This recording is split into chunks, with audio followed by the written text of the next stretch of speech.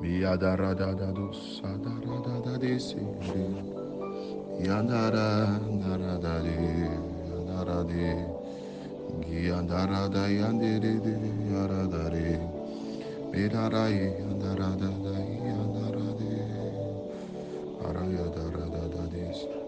Shalom, shalom, shalom à tous. Bien-aimé, toi qui entends ma voix ce matin, que la grâce, que la paix, que la bénédiction de Dieu, celle qui enrichit et qui ne se fait suivre d'aucun chagrin, s'attache à ta vie, s'attache à ta maison, s'attache à ta destinée, s'attache à ta famille, s'attache à tes proches, s'attache à tes enfants. Bien-aimé, le thème du mois, c'est « Choisis la vie ». Nous sommes dans le mois de la vie. Il dit dans sa parole que si Christ nous a franchis, c'est des fleuves d'eau vive qui couleront de nos seins.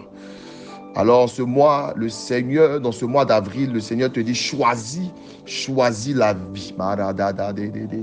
Choisis la vie. Le thème de la semaine, c'est les dons de la vie, les dispensations de la vie, les dons que la vie peut nous donner, les dons de la vie. Et le thème de ce jour, c'est l'abondance. L'abondance fait partie des dons que la vie peut nous donner. L'abondance. Il dit, je suis venu pour que mes brebis aient la vie, mais qu'elles aient la vie en abondance. Donc Dieu veut que nous vivons dans l'abondance.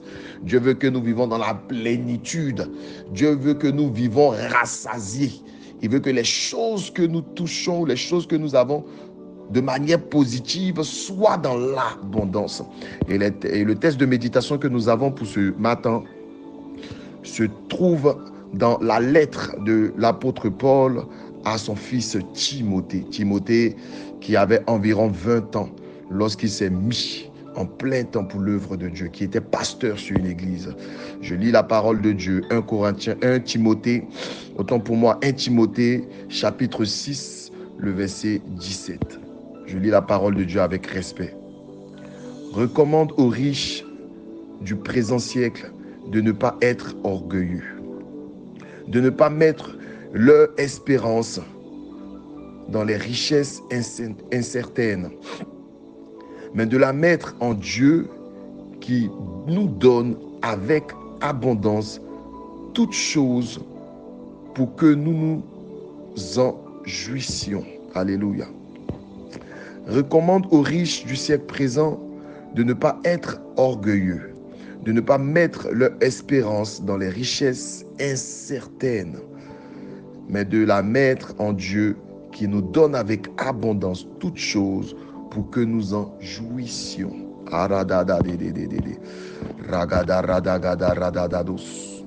Bien-aimé, ce que je veux te dire ce matin, la Bible d'abord dit dans sa parole, il dit cherchez premièrement le royaume des cieux et sa justice et tout vous sera donné par-dessus.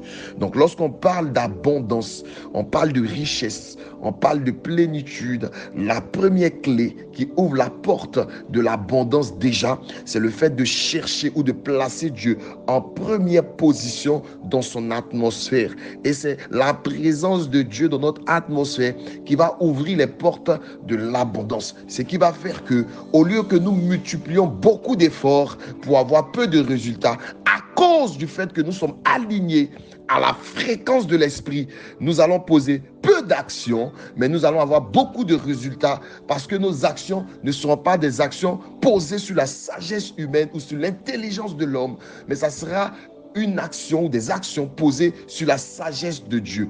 Et quand nous nous inspirons du parcours du roi David, nous savons que David, malgré l'expérience qu'il avait avec le Très-Haut, malgré l'intimité qu'il avait avec le Très-Haut, malgré l'expérience de la royauté ou des guerres qu'il avait, à chaque fois qu'une situation se présentait à lui, il avait comme rituel de toujours aller demander à Dieu la pensée ou la volonté de Dieu pour la circonstance qui se présentait à lui.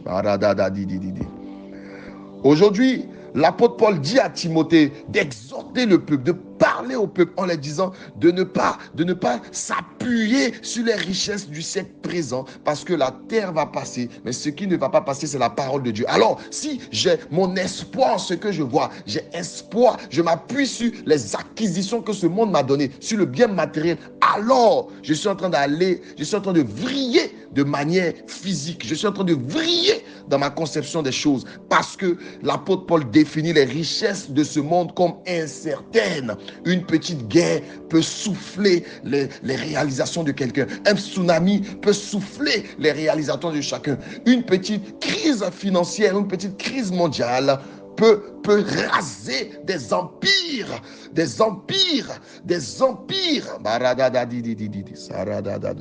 Mais ici, le Seigneur nous dit, si nous voulons être dans l'abondance,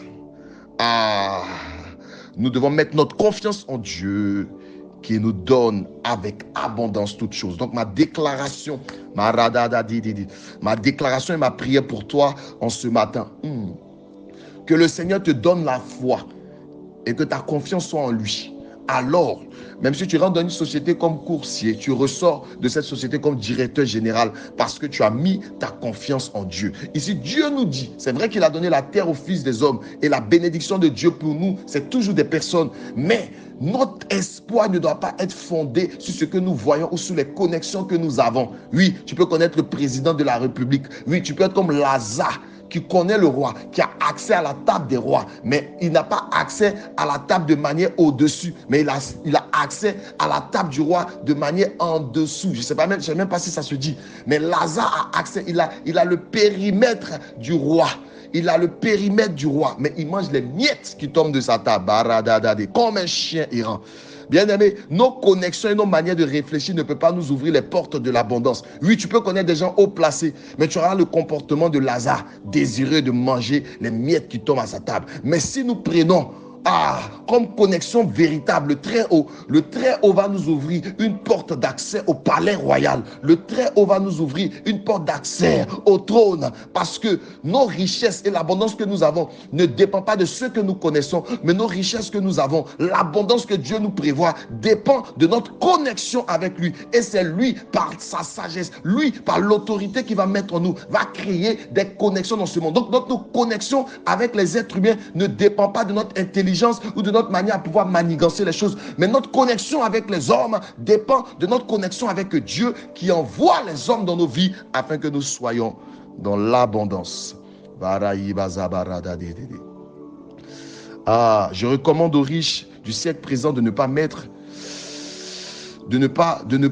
pas être orgueilleux de ce qu'ils ont, de ne pas mettre en leur richesse leur espérance, parce que les richesses est incertaine.